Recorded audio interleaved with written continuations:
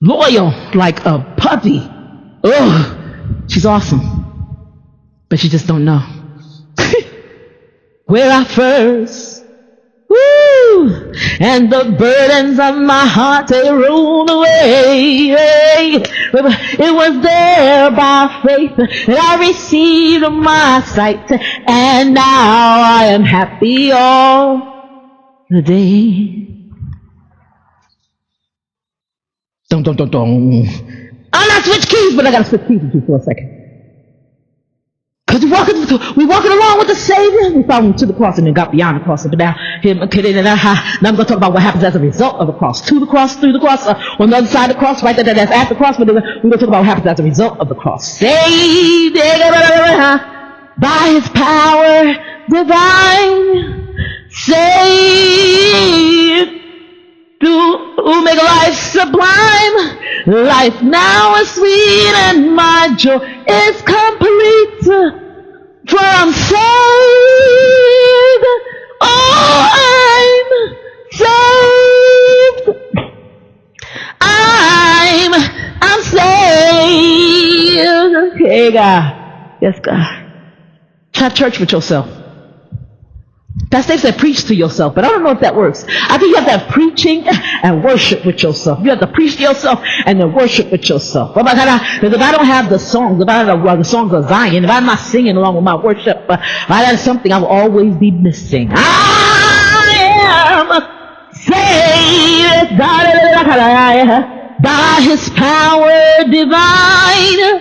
Saved, God who made life sublime. Life now is sweet and my joy is complete, for I'm saved. Yes, God, saved. I'm saved.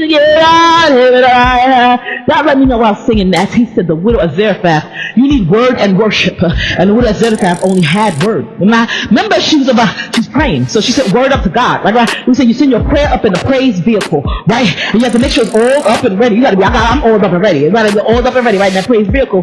But if you don't have what's supposed to be in the vehicle, right, her oil is sitting in the cruise. So her crock of the seeds, we don't know. Right? So you don't have what's supposed to have in that vehicle, that crummy seeds, right? And it falls straight back down and hit you in the head. And then he said she had word but no worship, right? So I could pray all day with word, but if I don't have worship backing it up, God said back it up. You ever see somebody? My uncles do it all the time. Cousins, everybody would drive all the way down the street, always to drive backwards, right? All the way back down the street because they want to look flat. Like, I want to drive back down the street. I want to be going in the reverse. We always loved it because it was fun, but we knew it was dangerous, right? So I'm like, don't be driving in that car with them kids backwards down the street, yeah. And he still doing it anyway because it was fun for us, right? It was fun, right? So we go backwards down the street. But here's the thing. God said, back it up. He said, you didn't lose anything. You would get everything that you're praying for. Just give it. You can take your car, your Uber, and back it up, back the Uber up, back the up of the Uber, up Uber, Uber it up, back it up. God said, you may have sent your prayer up in a praise vehicle, or you thought you were sending your prayer up in a praise vehicle, but you may have just sent your prayer up and may have been just a vehicle, or you may have had a praise vehicle that was oiled up and ready, but you may not have the right type of prayer. Right? I said, because if you're not praying in God's will, if you don't give God a Gethsemane prayer, he's not hearing it anyway. Salvation prayer. God save me. You know how that works all the time? Because God's will is that you be saved.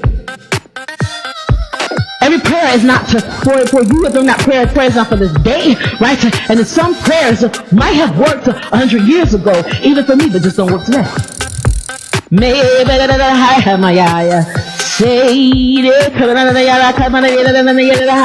God said, are you saved? Yes, God, yes, God. Prayers work, but prayers are time. Prayers have a time, right? You got Chronos and Kairos. Prayers are time. You may pray a prayer in Chronos time. I prayed a prayer in Chronos time now that would not have worked in Chronos or Kairos years ago. But because God had me pray it now, it's in His will for the now. It works now, and I get it in Chronos and Kairos. I get it both ways, right? And I get the Chronos and Kairos blessings from it. I still wonder, why couldn't I have had it back then? Why couldn't I have experienced this back then? Because if I had, God, I may have known you a little bit better. I may have been able to do this thing a little bit better. I probably had let me explain to you guys about the whole sociopath. Because I don't want anybody thinking that because they're bipolar, they're sociopath. I'm talking about Jamie, first of all. And how much time I spend with God, and I take my medicine, I do what I'm supposed to do, and it's been 3 decades that I've been dealing with bipolar, even in therapy, and still getting ghosted by therapists, and treated wrong by therapists, Christian therapists. So don't think just because they say Christian on the door, that's just a sign for the door. This woman has, she calls herself Hope. There's hope everywhere in her office. They hope. And it's so pretty. Her office is gorgeous. She got this beautiful fountain.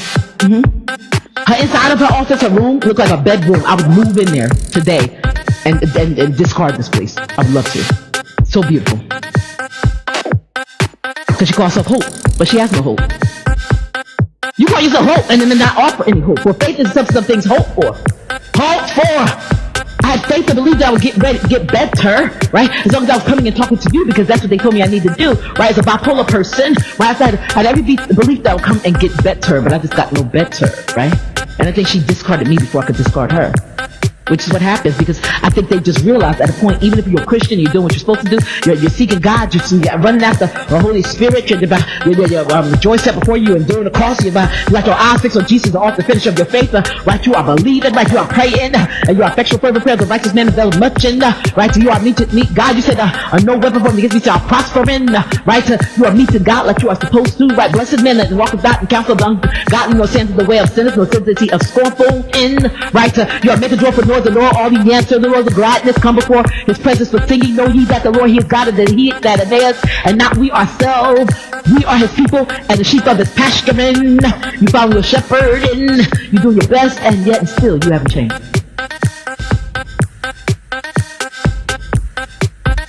I was angry at her. Am I so angry at her for ghosting me? No.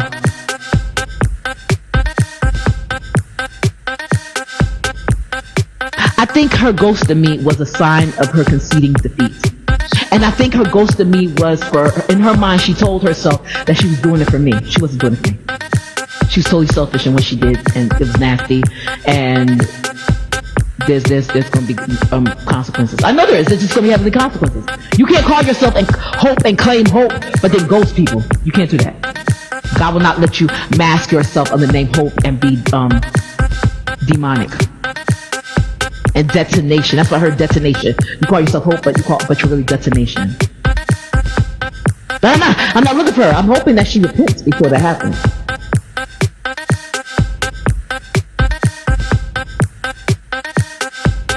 But God turns everything for good. Because my pastor said to me, he said, Jamie, I'm gonna be your plan B. Not plan B, but backup. It was almost like we had a plan. I was like, yes, that's the way I saw it too. Well, she would be the A, and he would be the B, except she knew. So instead of signing a release, she ghosted me. So now, just dropped me.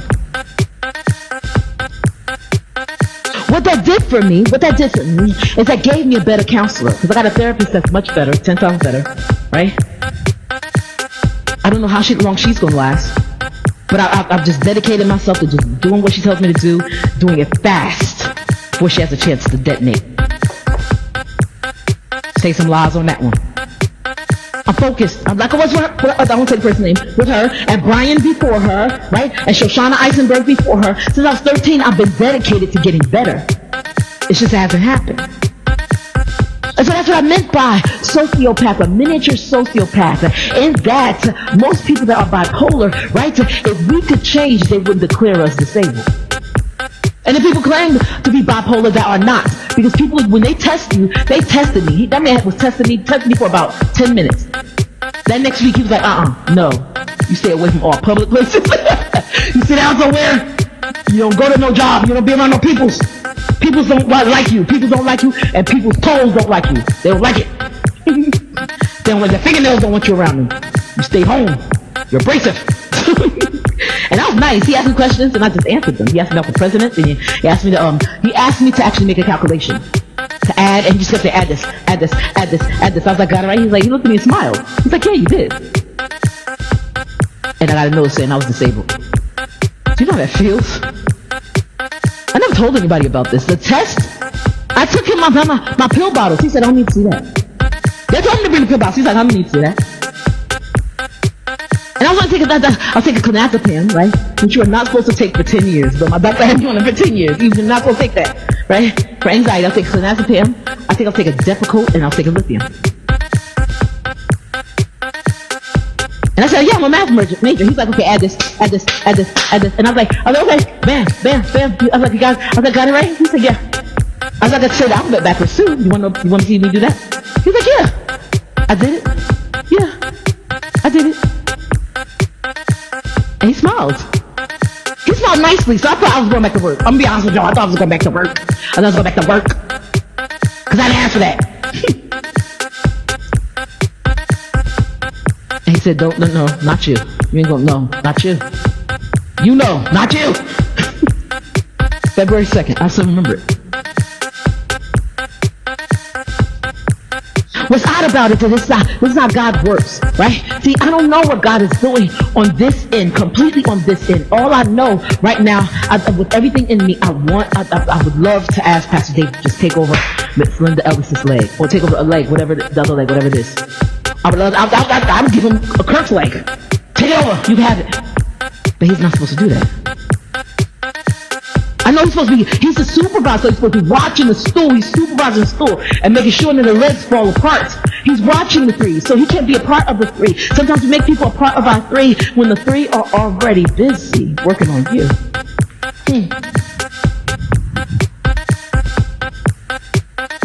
Here's how that worked out for me. My job, I talked to my job and I said I have to go to the hospital for a while. They said, we know, we got the notice, right? So before I knew it, right, I came back, and the funny thing is they must have kept calling those people that I was living with, because they said, we've been calling to talk to you, and those people kind of like just kept putting us off. So we sent your unemployment, my job, Life Touch Portrait Studios, they do not give unemployment. They said, we sent your unemployment, your job to just say, give it to her. Just give it to her. That's exactly what they told me. They said that, and we sent your unemployment, and they're paying for your disability, no matter how long it takes. Because I worked hard. And when I say I worked hard when I was there, anything I do, I push myself. I put myself in the hospital, and they know it.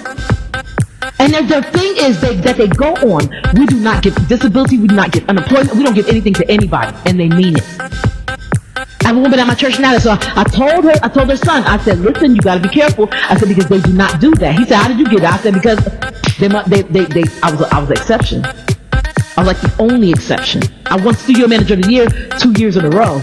I jumped 3 volumes of Capital in 2 different studios. 2 years in a row. I had so many awards that we stand and take pictures of them. I had so many awards that my boss had to hold some of them, and other studio managers had to hold some of them. They did not like me. They couldn't stand me. They sent me to Costa Rica. They sent me to Haiti. That job was terrible but nice, you know. In other words, they do not give unemployment. They do not give disability. They do not give. No matter what you think, the disability I have now, Life Touch Portrait Studios is paying. It's been 10 years. Life Touch Portrait Studios has to pay that. That's why they have disability insurance. Life Touch, the government ain't giving me nothing. Life Touch, when it comes to God and Life Touch Portrait Studios, and God took them and they said no matter how long it takes. I asked the woman, she said that they told me to send it to you, both the unemployment and the disability, no matter how long it takes to give it to you. That's crazy. Well, God makes you the exception to the rule. That's because I was following him. And he knew he was going to have me out so I could follow him. Don't tell me I'm abrasive when I do my blog. I'm in training. If it don't come from my pastor or don't come from God, I'm not listening to you. I'm in training with God. God has me occupied. You know, you go to the bathroom, it says occupied. They say occupied behind the this bathroom is occupied. Why? Because God has me behind the door of cleaning me up and washing me up. and making me over. I told her, I said, she said, I just thought you weren't ready. I said, you don't know if I'm ready or not. You don't know what ready means. Don't worry about my readiness. God has that. God's going to take care of my readiness. You're not to use that word. I didn't think. She kept saying, I didn't think you were ready. It was such a satanic thing. I didn't think you were ready.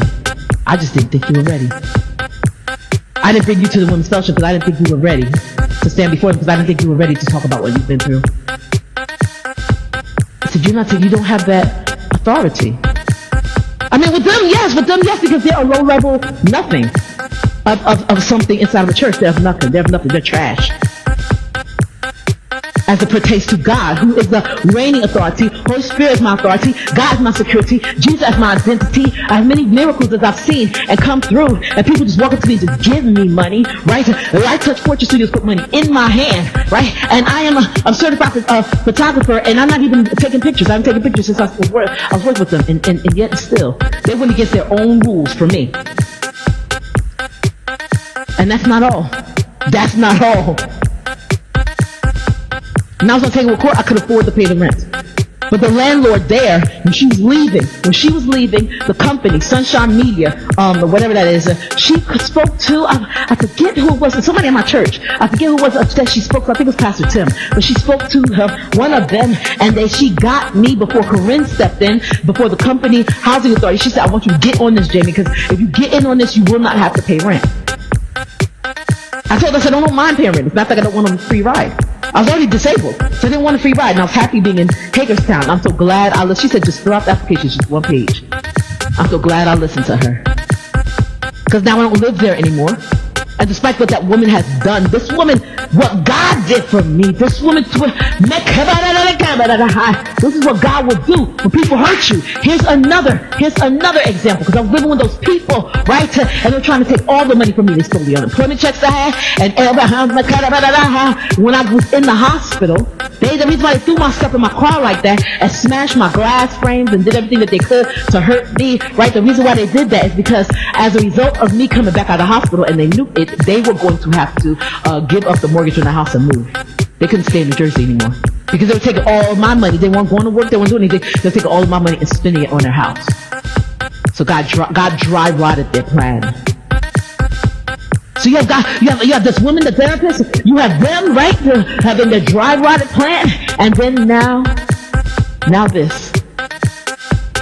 Pastor Tim is my witness. I got so many blessings from this because this woman, she could not evict me because I paid all my rent on time. And she said, well, now since you don't want to give an ACH, let's dig into your account. Now you're going to have to come and stand outside every morning, every month, and wait for us to come to pay your rent. And I stood outside every summer morning, right, needing them to operate on my eyes. I was outside in the heat. I was not supposed to be outside like that.